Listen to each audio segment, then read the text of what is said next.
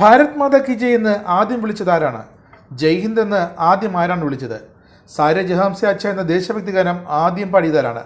മലപ്പുറത്ത് മുഖ്യമന്ത്രി പിണറായി വിജയൻ ചോദിച്ച ഈ ചോദ്യങ്ങളിൽ തെല്ലൊന്നുമല്ല BJP കേന്ദ്രങ്ങളെ അസ്വസ്ഥമാക്കിയിരിക്കുന്നത്.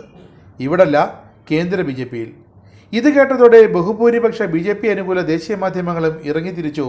അതിനെ ന്യായീകരിക്കാനും ഇവയൊക്കെ ആദ്യം പറഞ്ഞത് ഹൈന്ദവർ തന്നെയെന്ന് അവകാശം ഉറപ്പിക്കാനും. ഇപ്പോഴത്തെ അവസ്ഥ എന്താണ്? ഭാരത് മാതാ കി ജയ് എന്ന് ആരെങ്കിലും ഒന്ന് വിളിച്ചാൽ ഉറപ്പാക്കിക്കണം അതൊരു RSSകാരനാണെന്ന്. കാരണം അതിൻ്റെ ഇന്ത്യയിലെ പേറ്റന്റ് എന്ന് രാജ്യത്തെ BJPക്കാണെന്നാണ് അവരുടെ അവകാശവാദം. അതുകൊണ്ട് അവർ മാത്രമാണ് ഈ വാക്ക് ഉപയോഗിക്കുന്നത് എന്നാണ് BJPക്കാരുടെ ധാരണ. ജയ് ഹിന്ദ്, അതും ഇപ്പോൾ അവർക്ക് തന്നെ അവകാശം. സാരേ ജഹാം സേ അച്ഛ എന്ന് തുടങ്ങുന്ന നാമേവരെയും പുളകിതരാക്കുന്ന ദേശഭക്തി ഗാനം, അതിൻ്റെ മട്ട് കണ്ടാൽ ഇതിൻ്റെ അവകാശികളാണ് BJPക്കാരാണ് എന്ന് തോന്നും.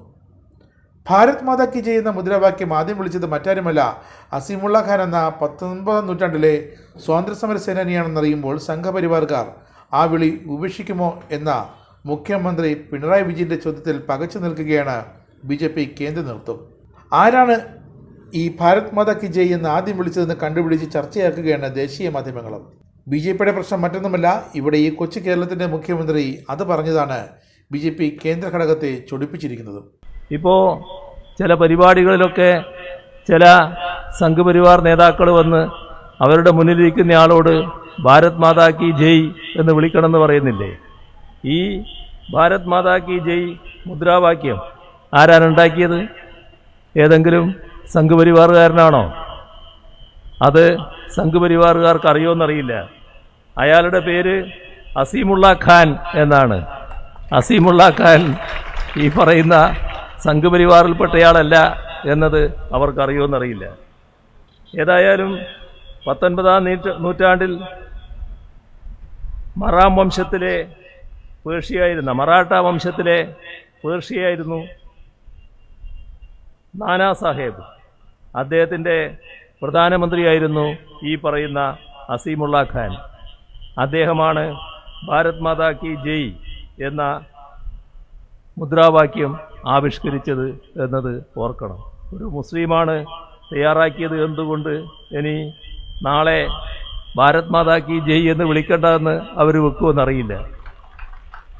അതേപോലെ തന്നെ പഴയ ഒരു ഡിപ്ലോമാറ്റായിരുന്നു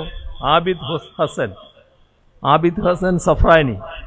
അദ്ദേഹമാണ് ജയ് ഹിന്ദ് എന്ന മുദ്രാവാക്യമുണ്ടാക്കിയത്. അപ്പോൾ ജയ് ഹിന്ദും മുസ്ലിമിൻ്റെ സംഭാവനയാണ് എന്നർത്ഥം. കേരള മുഖ്യമന്ത്രിയുടെ വാക്കുകൾ ദേശീയ തലത്തിൽ ചർച്ചയായതോടെ സംഘപരിവാറും BJPയും കടുത്ത പ്രതിരോധത്തിലാണ്. രാജ്യത്തെ ജനങ്ങളെ ആശയക്കുഴപ്പത്തിലാക്കാനാണ് പിണറായി വിജയൻ ശ്രമിക്കുന്നതെന്ന് വരെ BJP ദേശീയ വക്താവ് സുധാംശു ത്രിവേദി പറഞ്ഞു കഴിഞ്ഞു. മുഖ്യമന്ത്രി പിണറായി വിജയൻ്റെ വാക്കുകൾ ദേശീയ തലത്തിൽ ചർച്ചയായതോടെ ആരാണ് അസീമുള്ള ഖാൻ എന്ന ചോദ്യവും സമൂഹ മാധ്യമങ്ങളിൽ സജീവമായി. പല ദേശീയ മാധ്യമങ്ങളും അസീമുള്ള ഖാൻ ആരാണെന്ന് വിശദീകരിച്ചും 1857 ഒന്നാം സ്വാതന്ത്ര്യ സമരത്തിൽ അസീമുള്ള ഖാൻ്റെ ധീരമായ പങ്കും വിശദീകരിച്ച് വാർത്തകൾ തുടങ്ങി. ഒരു വിഭാഗം സംഘപരിവാറുകാർ ഭാരത് മാതാ കി ജയ് അസീമുള്ള ഖാൻ്റെ സൃഷ്ടിയല്ലെന്നും ബംഗാളിൽ 1873 കിരൺ ചന്ദ്ര ബന്ദോപാധ്യായയുടെ നാടകത്തിലാണ് ഈ വാക്ക് ആദ്യം പരാമർശിക്കപ്പെട്ടതെന്നുമുള്ള വാദങ്ങൾ ഉയർത്തി. ഉത്തരേന്ത്യയിൽ ന്യൂനപക്ഷ ജനവിഭാഗങ്ങളെ നിർബന്ധപൂർവം ഇപ്പോൾ ഭാരത് മാതാ കി ജയ് വിളിപ്പിക്കുന്ന സംഘപരിവാർ പ്രവർത്തകർക്ക് മുഖ്യമന്ത്രി പിണറായി വിജയൻ്റെ അസീമുള്ള ഖാൻ്റെ സ്വന്തമെന്ന പരാമർശം ക്ഷീണമായി. കേരളത്തിലെത്തിയ ഘട്ടത്തിൽ കേന്ദ്രമന്ത്രി മീനാക്ഷി ലേഖിയും ഒരു ചടങ്ങിൽ ഭാരത് മാതാ കി ജയ് എന്ന് വിളിക്കാൻ പലരെ നിർബന്ധിച്ചു. ഇനി അവരതിന് മുതിരുമോ എന്നത് തന്നെ സംശയമാണ്. ഇവിടം കൊണ്ട് പിണറായി വിജയൻ്റെ ചോദ്യങ്ങൾ തീർന്നു എന്ന് കരുതണ്ട. സാരേ ജഹാം സേ അച്ഛ എന്ന ദേശഭക്തി ഗാനം പാടിയത് മുഹമ്മദ് ഇക്ബാലാണ്. ജയ് ഹിന്ദ് എന്ന് അഭിസംബോധന ചെയ്തു തുടങ്ങിയത് ഹാദിഖ് ഹസനായിരുന്നു. ഇതൊക്കെ കേൾക്കുമ്പോൾ എങ്ങനെ BJPക്കാരുടെ വികാരം ഇളകാതിരിക്കും? ഇവിടെ മുഹമ്മദ് ഇക്ബാലിനെ പറ്റി RSSകാർക്ക് അറിയുമെന്നറിയില്ല. നമ്മുടെ രാജ്യം അംഗീകരിച്ച ഏറ്റവും വലിയ ദേശഭക്തി ഗാനം സാരേ ജഹാം സേ അച്ഛ ഹിന്ദുസ്ഥാൻ ഹമാര, അത് പാടിയത് മറ്റാരുമായിരുന്നില്ല, മുഹമ്മദ് ഇക്ബാലായിരുന്നു എന്നത് ഈ ഘട്ടത്തിൽ ഓർക്കേണ്ടതാണ്. രാജ്യത്തെ മുസ്ലിം ജനതയെ രണ്ടാം തരക്കാരായി കാണുന്ന സംഘപരിവാറിൻ്റെ നീക്കങ്ങൾ അനുവദിക്കില്ലെന്നും മുഖ്യമന്ത്രി പിണറായി വിജയൻ ഉറപ്പു നൽകിയിട്ടുണ്ട്. ഒരു രാജ്യം ഒരു ജനത എന്ന ആശയത്തെ തകർക്കുകയാണ് ഈ സംഘപരിവാറുകാരെന്നും മുഖ്യമന്ത്രി ഇവിടെ ചൂണ്ടിക്കാട്ടുന്നു.